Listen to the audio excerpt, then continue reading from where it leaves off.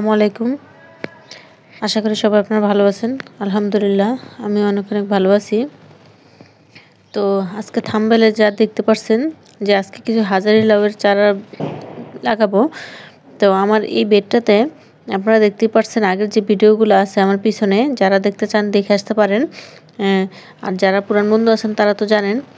আর আশা করি ভিডিওটা সম্পূর্ণ দেখবেন। সম্পূর্ণ দেখলে কিছু না কিছু টিপস এখান থেকে হয়তো আপনাদের কাজেও লাগতে পারে। তো এই বেডটাতে আমার এখানে লাউ গাছগুলো ছিল, সেই লাউ গাছগুলো অনেক সুন্দর হয়েছিল। গাছগুলো কিন্তু অনেক সুন্দর হয়েছিল, গাছগুলো খারাপ হয় নাই। কিন্তু আমি আগেই ভিডিওতে বলছি এই গাছগুলো হচ্ছিল যে আপনার যেই লাউটা আমরা শাক হিসাবে খাই বেশিরভাগ, বাজারে যে লাউটা শাকটা বিক্রি করে সেই জাতের একটা গাছ আমার হয়েছিল এগুলা। কারণ আমি এগুলো চারা কিনে এনে লাগাইছিলাম। তো যার কারণে আমি বুঝতে পারি নাই গাছগুলোতে কি লাউ ধরবে না সেটা বুঝতে পারি নাই। কিন্তু গাছগুলো অনেক সুন্দর হয়েছিল, মানে শাক খাওয়ার মতোই গাছ হয়েছিল। এক একটা ডগা পাতা অনেক মোটা মোটা ছিল, পাতাগুলো অনেক বড় বড় ছিল। তো আমি তো ফার্স্টে তখন বুঝতে পারিনি, ভাবছিলাম যে লাউগুলো সুন্দর হবে বা বড় হবে। তো যাই হোক লাস্টের দিকে দু একটা লাউ যাও ধরছিল, সেই লাউগুলো কিন্তু বাড়ে নেই। তো এরকম করে আমি প্রায় 1.5 মাস 2 মাসের মতো অপেক্ষা করছি। দেখেন যে না, লাউ গাছগুলোতে আমার কোনো লাউ আসতেছে না, কিছুই হইতেছে না। তারপর আমি লাউ গাছগুলো আমি কেটে ফেলে এখানে হচ্ছে যে আপনার হাজারি লাউয়ের যে বিচি আছে, আমি 4টা বিচি চারা দিয়েছিলাম। সেখান থেকে আমার 4টা গাছই উঠছিল, তার মধ্যে একটা গাছ মরে গেছে। আর এই 2টা গাছ একটু সুন্দরভাবে পাতাটা বের হয়েছে। আর সাইডে যে আরেকটা গাছ আছে সেটাও দেখাবো, সেটাও ভালোই হয়েছে। কিন্তু ওই যে বিচিটা শক্ত, তো তখন বিচিটা খুলে নেই। আমি যখন হাত দিয়ে খুলতে গেছি তখন দেখা গেছে একটু পাতা একটু ছিঁড়ে গেছে। আর এই যে রুটগুলা দেখতে পাচ্ছেন গাছের নিচে, রুটগুলা কত সুন্দর হয়েছে। আর একটা জিনিস খেয়াল করবেন, তবে আমি যেটার মধ্যে চারাটা করছি, গাছটা যতটুক মাটি ছিল অতটুকুই কিন্তু আমি গোড়াটা রাখছি, তার ওর উপরে কিন্তু আমি গাছে মাটি দিইনি। আর এই যে আরেকটা চারা বললাম যেটা ছিঁড়ে গেছে, সেটা গাছটা বাড়ে নাই বিধায় রুটটাও কিন্তু তেমন একটা বাড়ে নেই। তো যে আমি আঙ্গুল দিয়ে যে জিনিসটা দেখালাম সেটা হচ্ছে যে মাঝখানে পাতাটা কিন্তু অলরেডি বের হইতেছে। তো যাই হোক এটাও লাগাই দিলাম, দেখি কতটুকু কী হয়। তো আপনারা যদি যতটুকু পর্যন্ত গাছটা ছিল মাটিটা ওই পর্যন্ত না দেন, যদি তার উপরে একটু মাটি দেন, তখন গাছটা কিন্তু পচে যাওয়ার সম্ভাবনা থাকবে। কারণ তার কারণেই যতটুকু আপনাদের যেখানে চারা করবেন, যদি কোনো আলাদাভাবে চারা করেন, গাছের গোড়াটার মধ্যে যতটুকু মাটি থাকবে টবের মধ্যে কিন্তু ঠিক ততটুকুই মাটিটা নিচের দিকে দিবেন, তার উপরে বেশি একটা দিবেন না। কারণ দিলে তখন দেখা যাবে যে গাছের গোড়াটা পচে যাবে। আর আশা করি ইনশাল্লাহ গাছগুলো তাড়াতাড়ি বড় হবে। আর এখানে গতকালকে আমি মাটির সাথে কিছু চা পাতা মিশিয়ে রাখছিলাম 2 দিন আগে।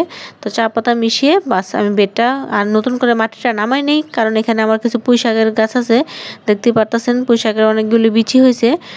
তো বিচিগুলো অলরেডি সুন্দর হয়েছে, একসাথে উঠিয়ে নেওয়া যাবে। তো আজকে আর উঠাবো না।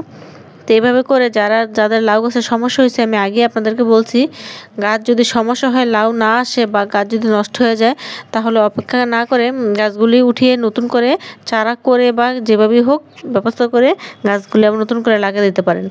কারণ এখনও আমরা ইনশাল্লাহ আশা করি কিছু লাউ পাবো। আর গরমের সিজনও যেহেতু লাউ হয়, এখন যেহেতু 12 মাসই, তো শীতকালে হয়তো বা একটু ভালো হয়, কিন্তু গরমের সিজনেও কিছু না কিছু লাউ পাওয়া যায়। তো যার কারণে আমি হাজারি লাউয়ের যে যাত্রা আছে সেটা আমি পরীক্ষিত বলতে একজন লাগাইছে, দেখছি মাশাল্লাহ তার অনেক লাউ হয়েছে। যেরকম হাজারি লাউ বলছে সেই হিসেবে লাউ হয়েছে। তো সেই বীজগুলো আমি আজকে চারা করে লাগাইলাম, দেখি আমার গাছগুলো কেমন হয়। গাছগুলো মাত্র চারা উঠতেছে। তো যাই হোক এভাবে করে যারা এখনও গাছ নষ্ট হয়ে গেছে, এখনও লাগান নেই, শুধু লাউ গাছ না, টমেটো গাছ বা এই ধরনের গাছ, তো এখন অবশ্য বেশি একটা সময় নাই, টমেটো গাছেরও বেশি একটা সময় নাই। এখন যদি চারা করে লাগাইতে যান, দেখা যাবে যে গাছ ঠিকই হবে, কিন্তু কদিন পরে যে গরম পড়া শুরু করবে, যখন ফল দেওয়ার সময় হবে, ফুল আসে, তখন ফুলগুলো ঝরে পড়ে যাবে, তখন কিন্তু বেশি একটা বড় হবে না। আর এই যে দেখেন পেয়ারা গাছটার মধ্যে কি সুন্দর ফুল ফুটছে, তার মধ্যে একটা ভ্রমর কি সুন্দর বসে আছে। তো এরকম করে অনেকগুলি পেয়ারার ফুল ফুটছে, দেখতে অনেকটা সুন্দর লাগে। একটু শেয়ার করলাম আপনাদের সাথে। পেয়ারা ফুলটা আসলে সুন্দর, আসলে ফুল মানেই সুন্দর, সব ফুলই সুন্দর লাগে। তো যাই হোক আজকে বরবটিগুলা তোলার মতো তেমন একটা হয় নাই, হয়তো আরও 2-1 দিন লাগবে। 2-1 দিন পরে ইনশাল্লাহ হয়তো উঠাতে পারবো।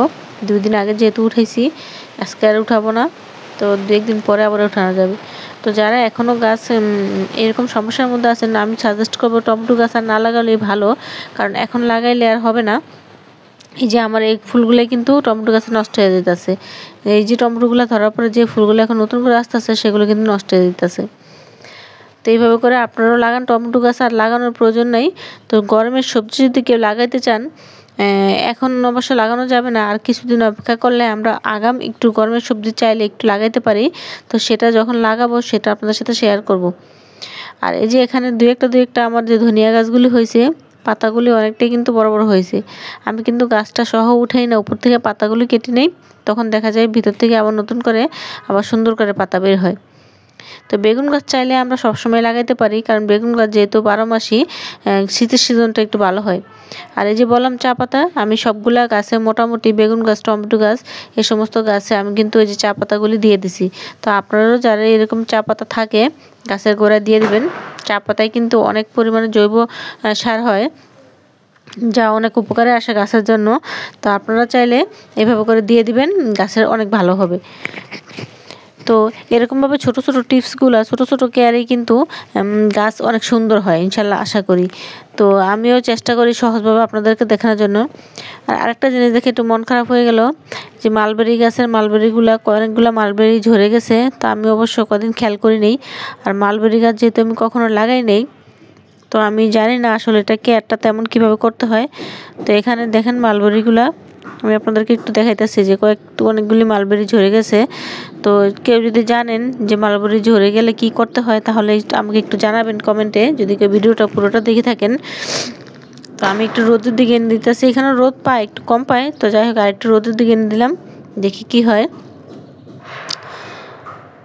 তো আপনারা যারা ভিডিওটা দেখেন, আশা করি আপনাদের কিছু না কিছু উপকারে আসে। আমি চেষ্টা করি খুব সহজভাবে গাছ করা দেখানোর জন্য, যেভাবে আমি করি খুবই সহজভাবে, খুবই কম খরচে, যাতে আপনারাও করতে পারেন, মানে আপনারা যাতে উৎসাহিত হন, সেইভাবে কিন্তু আমি দেখানোর চেষ্টা করি। তো আপুর ভিডিওটা যদি আপনাদের ভালো লাগে, কারো উপকারে আসে, সবাই লাইক কমেন্ট শেয়ার করে দিবেন। আর নতুন যারা আছেন তারা সাবস্ক্রাইব করে নেবেন। আর যারা পুরান বন্ধু আছেন তাদেরকে অনেক অনেক ধন্যবাদ, কারণ আপনারা যদি একটু শেয়ার করে দেন তাহলে ভিডিওটা অনেকে দেখবে, দেখলে এখান থেকেও কিছু না কিছু মানুষের উপকার হবে। যদি কারো ভালো লাগে তাহলে শেয়ার করে দিবেন। তো ছোট ছোট একটু প্রচেষ্টাই আমাদের অনেক কিছু হয়, একটু একটু করে আমরা করলাম, একটু একটু করে আমাদের শখটাও পূরণ হলো, আমাদেরও কিছু উপকার হলো। তো এইভাবে করে আপনারাও করবেন, আশা করি কেউ নিরাশ হবে না। সবাই ভালো থাকবেন, আল্লাহ হাফেজ।